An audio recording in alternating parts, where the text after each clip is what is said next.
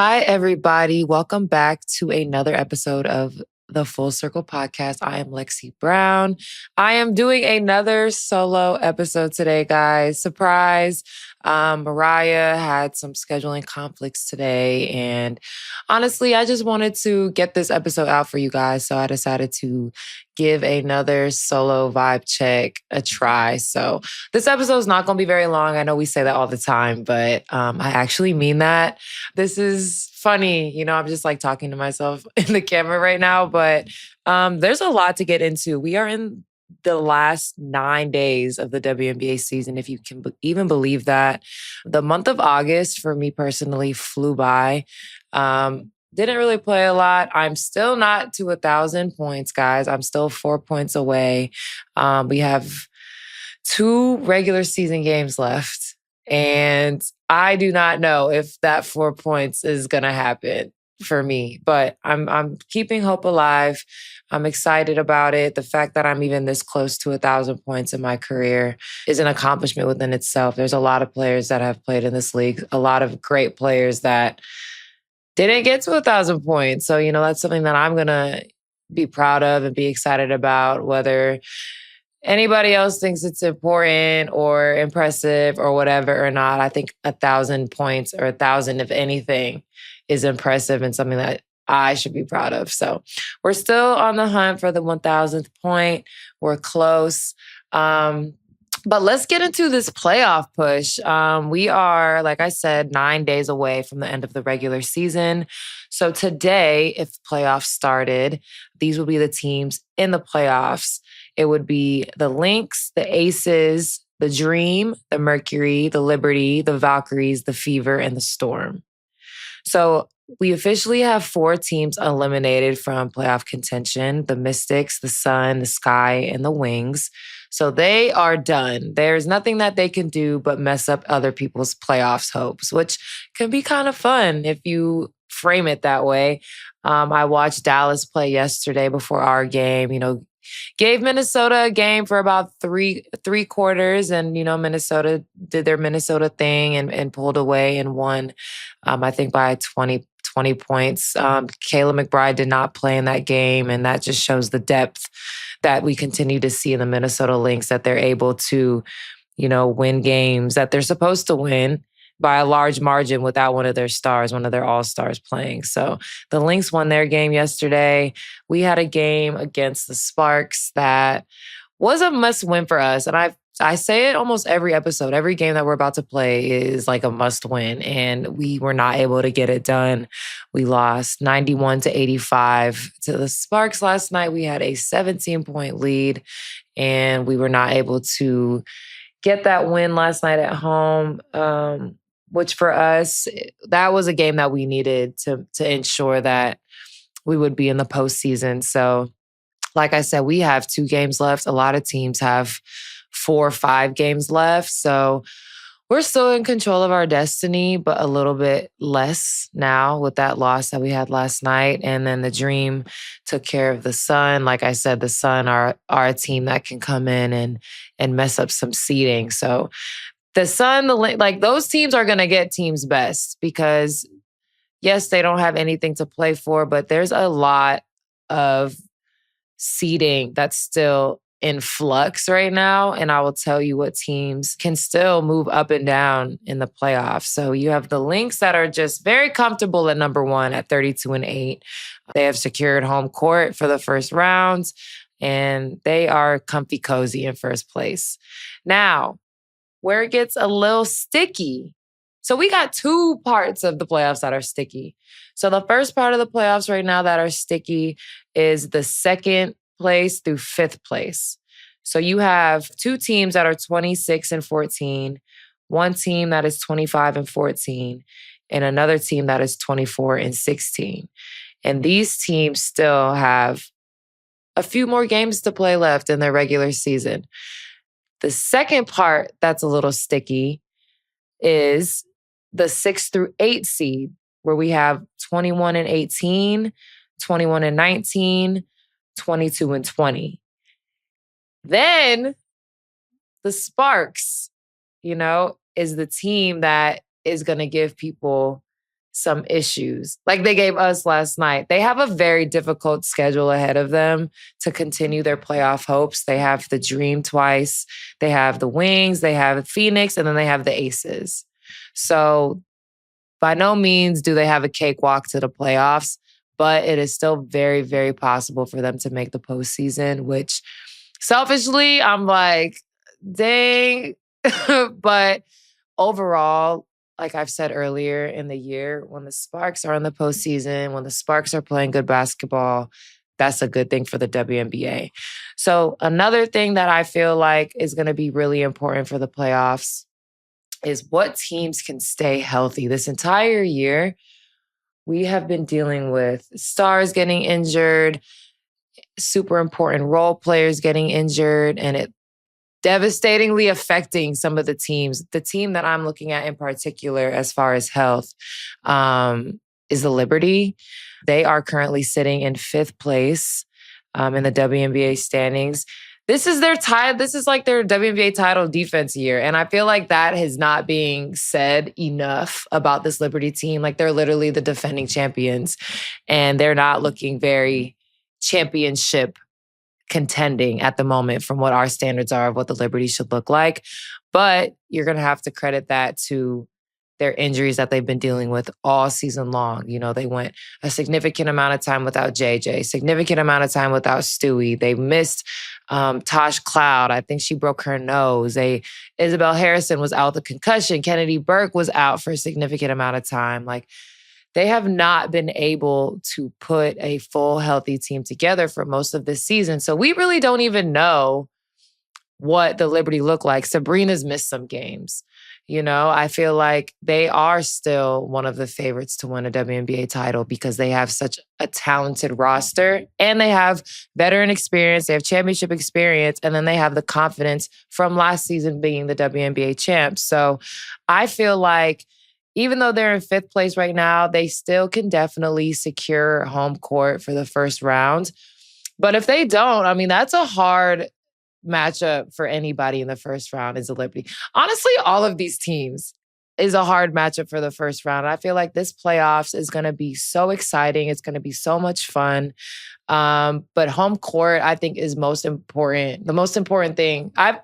I've never seen a postseason that home court is so important in the last few seasons since we left the single elimination format. If y'all didn't know, when I first got into the league, the playoffs were single elimination in the first round, like college, like March Madness. So my first 2 seasons in the WNBA, I was eliminated in a single elimination game in the first round.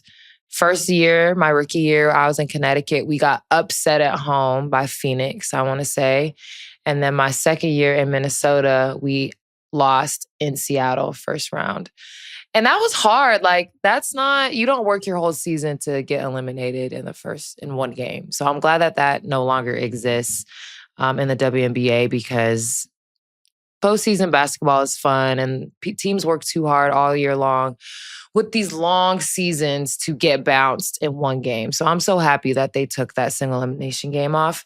Like I said, a lot of the teams are very similar in record. And if you guys do not know how tiebreakers work, I didn't know that there was a whole process with multiple tiers of how to do tiebreakers. So in the event that a team finishes with a similar record, this is how they decide who advances. So first, you go head-to-head matchups.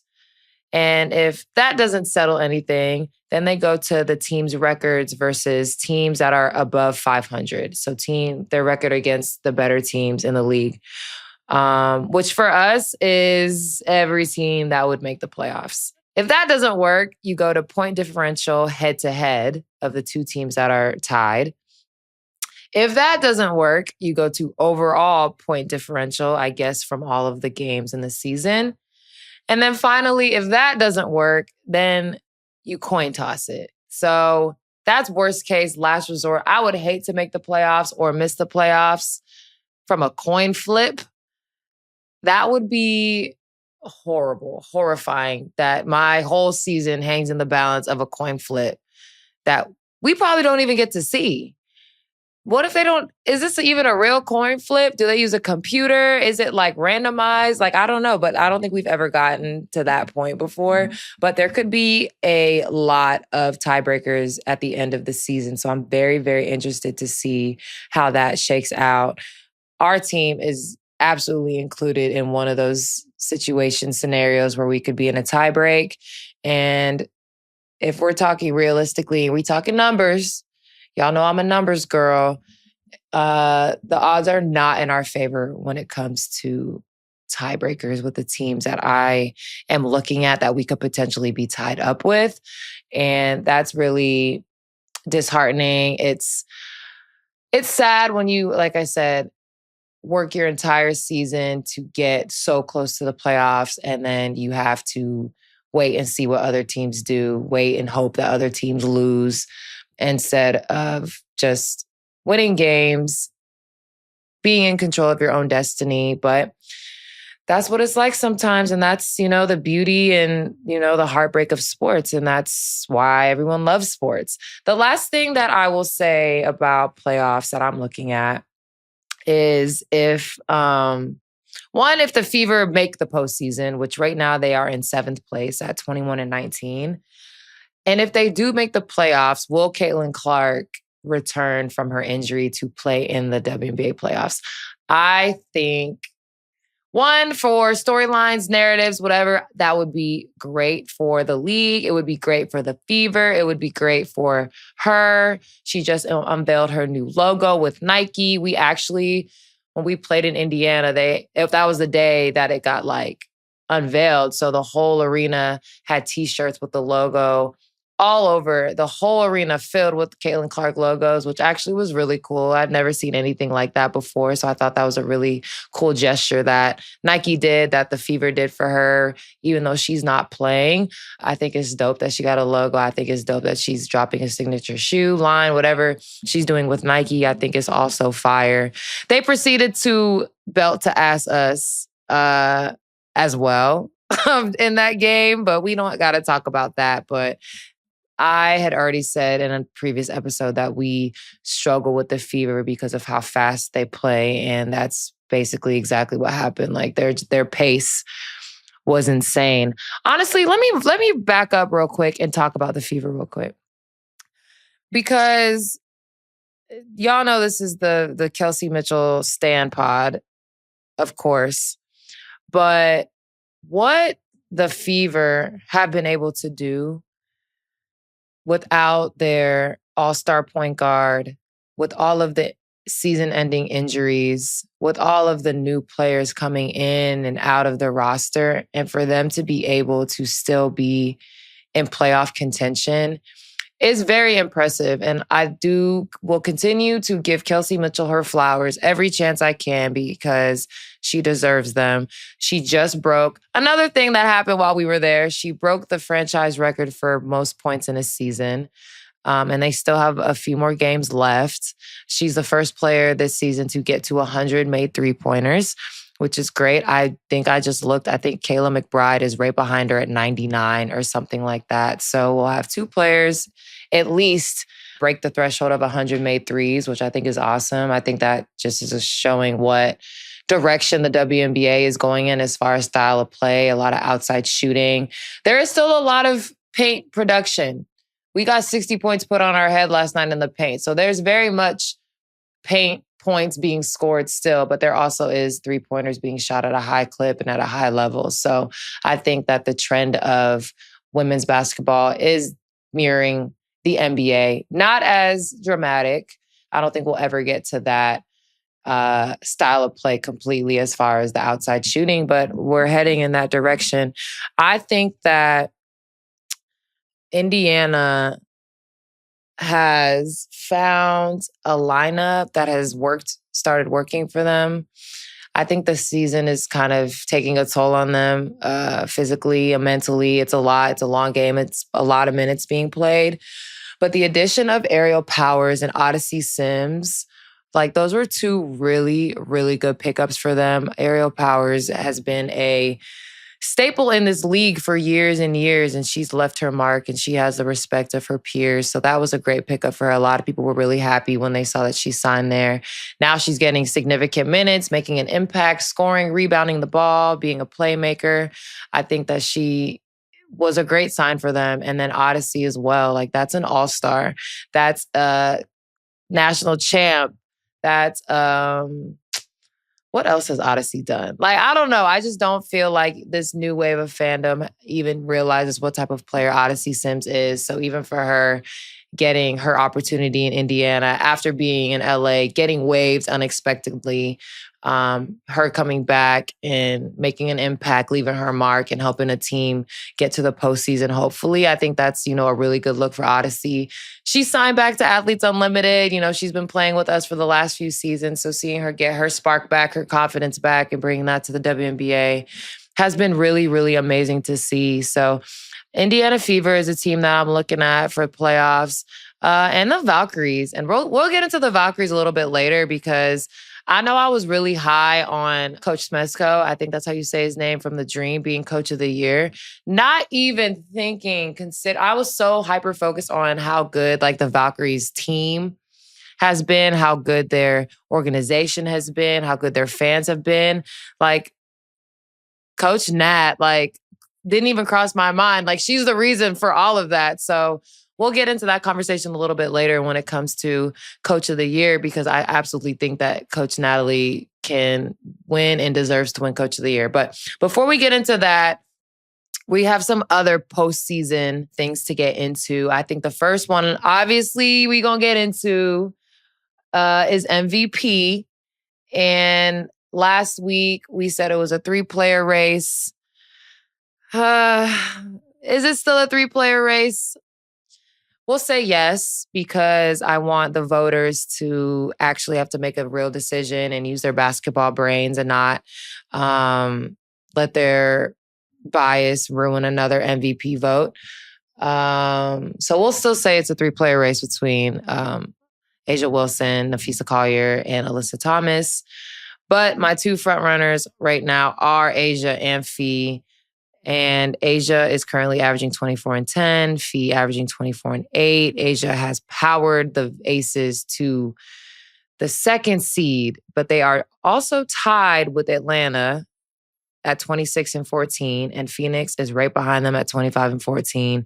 And New York is right behind them at 24 and 16. So like I discussed earlier, there is a lot of change that still can happen in these playoff seedings. I don't have a favorite.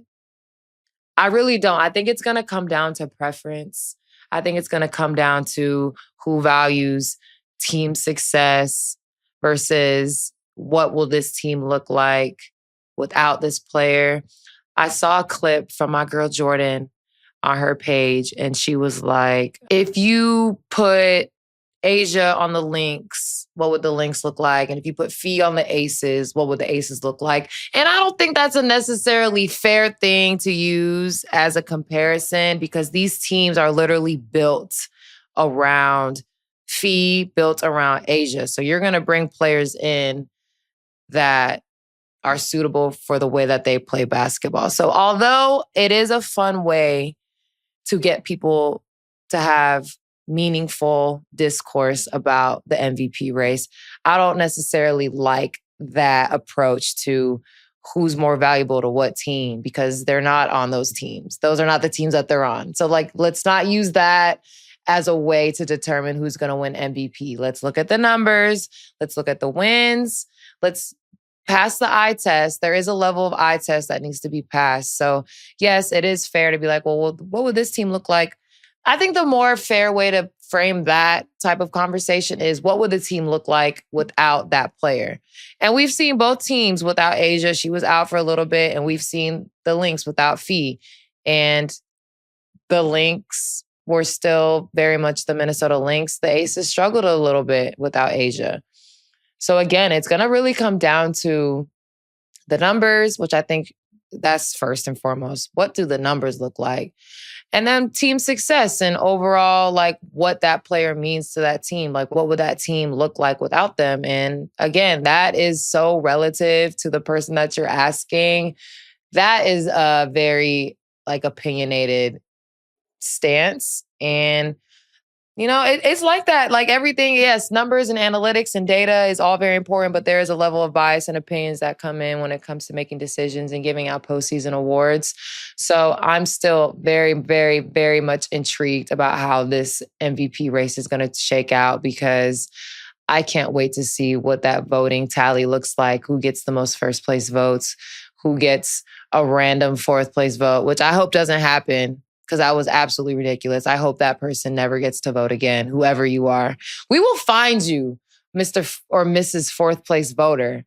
I promise we're going to get to the bottom of that at some point. I hope that maybe in like 10 years, the person will like come out like anonymously on Twitter. No, not anonymously. Say it with your chest. Guys, I was the fourth place voter, and I hope that they at least explain why, because they could have a very valid reason. And if that's the case, which it won't be, but in the rare case that they do have a very valid reason why they gave Asia Wilson a fourth place vote, I would like to hear it. I love hearing people's different opinions. I love hearing why people think the way they do. I love hearing it all, as long as it makes sense. Make it make sense to me. That's like my motto of life. Make it make sense. Make it make sense to me so I can understand you, so we can understand each other. And I think more people need to have that logic when they're making decisions, voting for stuff, whatever. Okay, so MVP. One award that we have not talked about yet at all, actually, is Defensive Player of the Year.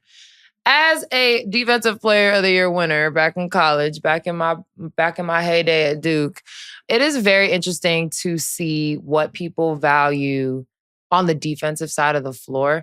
We talk about it all the time on Gills. One, how hard it is for guards to even sneak into the conversation for Defensive Player of the Year, because a lot of the metrics that are used for rating a defender are front court player metrics, rebounds, blocks, gravity, like at the rim. Like we always talk about it with like when Rudy Gobert was winning his Defensive Player of the Year. It's like he might not always get a block shot, but like he's the anchor of the defense. He alters shots. He, makes people not want to drive to the basket or get to the rim because he's so big down there. So it's like a level of fear that you think that this player instills into the other team's offense, which for a smaller front court player, that's not fair because we have no gravity down there. We're small. We're not blocking shots. We're not preventing people from getting into the lane because we're not even down there. So last year, Nafisa Collier won Defensive Player of the Year, which definitely was an award that she deserved. This year, I think she has a case for winning it again, but also her teammate, Alana Smith, definitely has a case for Defensive Player of the Year. She leads the team in rebounding, I think. Let me not misspeak. Nope, she does not lead the team in rebounding. Fee leads the team in rebounding, followed by Jessica Shepard. They both average 7, and Alana Smith averages 5. So I saw a post that was predicting postseason awards, and they put Alana Smith. And I think it is because she's such a versatile defender. She's like sneakily athletic as hell. Like she is super athletic. Like you would look at her and not like she's fast as shit. She can jump a little bit. She got long arms. She's way taller than you think she is. Like she has a great body for the position that she plays, especially on that Lynx team. She leads the team in blocks at 1.9. Fee is right behind her at 1.6. The Lynx are the top defensive team in the league. So their defensive rating is number 1. I think that they could give Defensive Player of the Year to Fee again. I think Smith has a great case. You know who else has a great case? Asia Wilson. She could sweep MVP and Defensive Player of the Year. And I don't think that's a problem. because the numbers don't lie. She's top 2 in rebounding and she's number 1 in blocks. The only thing that is hindering her from being a front runner of Defense Player of the Year is that her team is not top 5 in defensive rating. But again, defense is a team, offense is a team thing. So again, the moving of the goalpost continues in all aspects for everybody. My dark horse for Defensive Player of the Year was my teammate, Gabby Williams. But as I previously mentioned, how hard it is for guards to get into the conversation for Defensive Player of the Year. She is leading the league in steals at 2.3 per game. And that's something that all coaches, all players are so high on about Gabby is her presence defensively. And there's so many things that you do on defense that cannot be counted, that cannot be put on a stat sheet, you won't see it in a box score. And some of the best defenders, if you ask any of the players in the league, like you're not going to be able to pinpoint something specific that they do stat-wise that makes them a good defender. It's they have good instincts. They are in help side. They're always where they need to be. They make timely plays. They will go rebound if they absolutely need to. I'm talking about guards. Here. They could defend multiple positions. So I think if our record was better, Gabby would definitely be more in the conversation for Defensive Player of the Year. Also, Ezzy, my other teammate, who is second in the league in blocks. She's probably one of the best post defenders that I've played with. Her feel for the game, the way she can track the ball and block shots, her communication, her understanding of the game has been really fun and enjoyable to be around. I wish that we had more time together on the court because I really do like playing with her in the minutes that we have had together, especially on the defensive side of the ball. So I don't know if both of them can make first team all defense considering our record being what it is, but I do think that Ezzy and Gabby should both be considered for first and second all defensive teams in the WNBA. But Defensive Player of the Year, I think that is going to be between Asia Fee and Alana Smith. If the voters aren't getting voter fatigue, I don't know why I feel like voter fatigue. I just don't know why that exists. Why people get tired of people being great at what they do, especially if it's something that they work really, really hard at.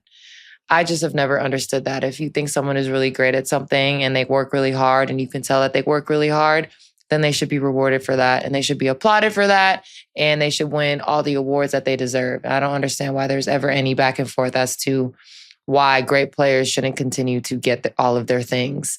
So MVP race is going to be tight. I do think the Defensive Player of the Year race is also going to be tight, but front runner from what I've been reading up on is Alana Smith from the Minnesota Lynx. So we shall see how that shakes out. Sixth Player of the Year, it's Naz Hillman and nobody else. Unfortunately, I have looked far and wide to see anybody that could give her a run for her money as far as Sixth Player of the Year. And I have not found a single player in the league that has the impact that she has off the bench as consistently as she has done it all year. And now she's starting. And that's the thing about a sixth player. Your six players of the year can probably start on almost any team in the league. So her coming into the starting lineup when BG was injured and her sticking in the starting lineup is a credit to her, her work ethic, her readiness, but also a credit to that Atlanta Dream coach. BG got healthy, but Naz was hooping and he was like, you know what? I'm just going to keep her in the lineup because we're finding success in it. So shout out to Naz. I think she's going to win Sixth Player of the Year. She's averaging 8 points, 6 rebounds, 2 assists, shooting 30% from 3. She's shooting almost 4 threes a game. The last 3 years combined, she didn't even take 1 3 a game. And now she's taking 4 per game and making them at a high level. And she's making tough shots. These aren't just wide open, oh, we just gonna let her shoot shots. She's coming off of action shooting. She's winning games. She's shooting go-ahead buckets from the three-point line. Last night, actually, she went 5 for 7 from 3. So it's something that she has been last night, her stat. Oh, let me look at her stats last night. 17, 6, and 6. And that's your sixth man putting up numbers like that in the starting lineup. That's what I keep telling y'all. Like, there's so much talent just sitting around in our league right now. Like, I really do not think y'all really understand the level of talent that is sitting on these benches. I'm going to preach it from the mountaintops because I am now one of those players sitting on the bench, not playing. And I just look around sometimes, going back to the Dallas game that I was watching last night. There was a moment in that Dallas game in the first half that they had 3 players on the floor, 4 players on the court. Was it 4? No, 3 players on the court that were not on the roster like 10 days ago. They were at home and they found themselves on a WNBA roster playing the number 1 team in the league, getting meaningful minutes, and giving Minnesota a hard time for 3 quarters. So when I say that there's talent not being utilized all over this league, I'm not just saying that because of my current situation. Even when I was playing, I felt the same way. I told y'all, like, I've never surpassed 30 minutes per game ever. Like, in the 1 year I did that, I was right at 30, and it was very early in the season, and that was right before I got sick. So I'm sure that would have either went up or it would have leveled out to my 20, 25 minutes that I was usually playing. So I will continue to say how many all-stars are on benches, how many scoring threats, how many just really amazing, talented players are just sitting on the benches right now. So Naz Hillman right now is the front runner for for 6th player of the year. The person that I would now give as her competition is Jewel Lloyd, who is now coming off the bench for the Aces, but she has started too many games to even be in contention. I think she started 25 games. So if she had started less than half, you have to play more games coming off the bench than starting. So if Jewel Lloyd was put into the 6th player role sooner, then I don't know if they would have given it to Jewel, given her resume, but 6th player is nothing to be frowned upon. So I think it actually would have been a good thing if Jewel was eligible for that award and she maybe won, even though I think Naz absolutely deserves it and she's going to win it. I think it would have been really interesting to see how the conversation about the 6th player role would change if Jewel Lloyd was able to win it this season. I think it should have changed when Kelsey Plum won it, because that is an all-star who won 6th player of the year. But even De'Erica winning it back-to-back years, she's now an all-star and killing it in LA. I hope the dialogue continues to change when it comes to utilizing your bench players. When you have a 6th player, that is a role. That is something that you do. I'm not sure if I did a good job of explaining like what the 6th man actually is. So I'm like gonna quickly just blow through that. What I think a 6th player is, you have a rotation. Teams have a rotation. You have the substitutions, your patterns. But your 6th man is like your secret weapon. It's like your X factor. And in certain situations, and for certain players, that's like the best situation and role that you can be in. You pretty much get to go in the game and just do you. So typically when you have a 6th man, a very consistent 6th man, like when this person checks in the game, the other team's like, oh shit, here go this person coming in. You're scouted for, you have play calls, you have offenses ran for you, and you typically can change the whole flow of the game with your presence. That's what a 6th player is. it's not the first person that gets checked in. Like, because that could be anybody depending on how the game is going. If someone gets in foul trouble, like a different player could get subbed in earlier depending on who the player is that is in foul trouble. When you have a designated sixth man, when they come in, it's their time to shine. They gonna get a play call almost immediately, and their presence is gonna be felt almost immediately. So I think that the role of the six players should be uplifted more and it should be utilized more. I just don't think that enough teams have that role carved out appropriately. But I also think that's because there's been so much movement in rosters and teams haven't been together long enough to find that dynamic that works long term, because everybody been on a new team every year for the last 2-3 years. So Naz Hillman's going to win sixth woman of the year, excuse me. Last two we'll get into. Most improved. I already said that Veronica Burton deserves most improved. It's not even close. The only person that was giving her a run for her money was her own teammate, Kayla Thornton, who has been out since All-Star break. So since Kayla Thornton has been injured, Veronica Burton has absolutely stepped up her game even more. She is averaging 12 points, 4 rebounds, and 6 assists, 2 turnovers.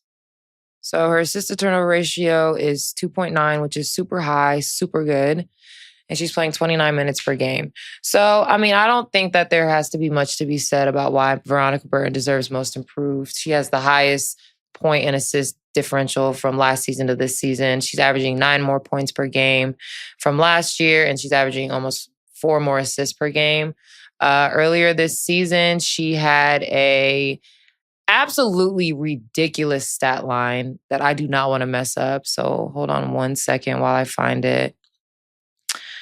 Her stat line that made my jaw literally drop was 25, 13 assists, 5 rebound, and 4 block game. Did you guys hear that? 25 points, 13 assists, 5 rebounds, and 4 blocks. Yeah. And that is a player that was sitting on a WNBA bench for the last few years, waiting for her opportunity.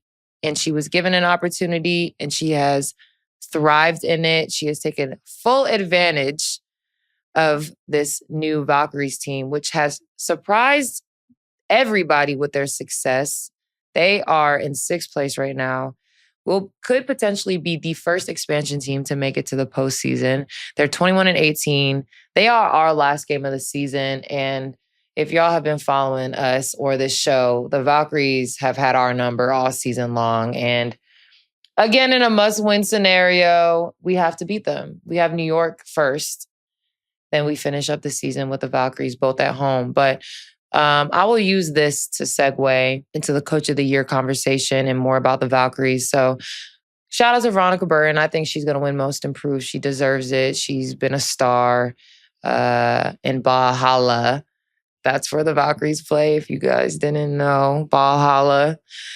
Most turned up arena in the league. I'm sorry to everyone that might think otherwise, but that was probably the most fun environment I've ever played in the league since I've been in the league. But anyway, Coach of the Year. I was very, very set on the Atlanta coach. But once I dialed it back a little bit, I realized that the Valkyries coach should actually win Coach of the Year. What the coach at Atlanta has done with that team is very good, very impressive, but he has multiple All-Stars, a Hall of Famer in BG, not taking anything away from his coaching, the success that they've had. But that is a very, very good team that he has over there. Not saying that the Valkyries are not a very, very good team, but they don't have anybody on their team averaging over 12 points per game. I don't even know the amount of roster spots that they've had. They've lost Tiffany Hayes to injury. They've lost Kayla Thornton to injury. They had Monique Billings out with injury. I think she is now reactivated. So shout out to my girl Mo for getting reactivated for the last push of the season. But I don't know if I've given Coach Nat enough credit for her role in the success of the Valkyries as a team, as an organization. And if you guys don't know much about Coach Natalie, she was the Las Vegas Aces assistant coach from 2022 to 2024, helped them win those back-to-back championships by being Becky's right hand.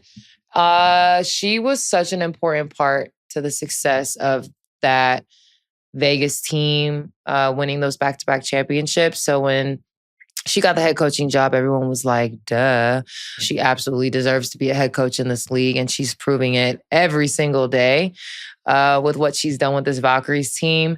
Like I said, no players are averaging over 12 points per game. They have a top 5 defense. They still shoot the most threes in the league, but they now make the most. You know, their percentage is not great, but they are making the most threes at 10 per game. They take 33 per game, which is outrageous, but I love it. And they're top 3 in rebounding. So she has had this roster not only buy into her philosophy, but buy into each other. And I think that's what makes them so dangerous, and that's what makes them so good, is that they all genuinely believe in one another. They all genuinely want to see each other succeed. There's no ego over there at all, at least from the outside looking in and playing against them. Like, yeah, there's whatever regular team drama and in-game back and forth. But like outside of that, what that Valkyries team has done this season was not expected at all. Nobody had them in the postseason. I mean, there's a chance that they fall out. There's a chance that a few teams could fall out of the playoffs, if we're being honest. But the fact that they're sitting in 6th place right now at the end of the year was something that no one was expecting. I don't want anybody to lie and say that they thought that the expansion team was going to be in the playoffs, because even we said that they weren't going to be in the playoffs, and we were wrong. And I was quickly proven wrong the first time we went there and they punched us in the mouth. So I want to give a shout out to Coach Nat, because I feel like she should win Coach of the Year. And there are a few coaches that I think that could be in the conversation for Coach of the Year. Like, there's been some really, really good basketball being played. There's some really not so good basketball being played. But I think that it's a good thing to focus on the good basketball, the good hoop, the good stories, the good, healthy competition that's been going on in the league all season long. I'm really excited for these last 9 days. I want to shout out to y'all for rocking with me for the whole season. I can't believe the season's about to end. I cannot believe that we did this show every week. I really thought that it was going to be a lot harder than it was to keep up with this show while the season was going on, especially when the season kind of took a turn for me personally the way it did. But I will say, like, I see y'all's comments. I see y'all commenting on my TikToks. I see y'all commenting on the YouTube. I really appreciate the listeners and the viewers of this show, because this like literally has been the outlet that I have needed to get through this season. And I'm just really grateful to have it. I'm really grateful to have y'all. I'm grateful that you guys show up for me every single week. That's why I always want to show up for y'all every single week and help y'all stay hip and in tune to everything going on in women's basketball. So with all of that being said, thank you guys for tuning in to this week's episode. Next week, we will be back full strength. Mariah will be back. I hope y'all enjoyed my second single vibe out show. I love y'all. Wish us luck. Good vibes. We need these last 2 wins to keep our playoff hopes alive.